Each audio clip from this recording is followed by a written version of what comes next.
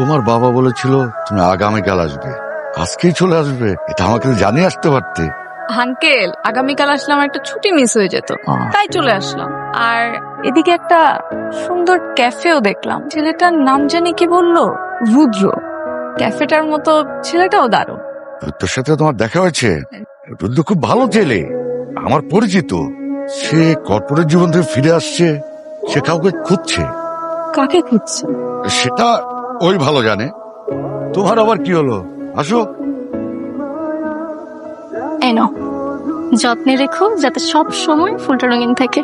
ফুল তো সবসময় রঙিন থাকবে না, তুমি সবসময় আমার পাশে থেকো, যেন আমার জীবনটা সবসময় রঙিন থাকে। কেমন আছেন?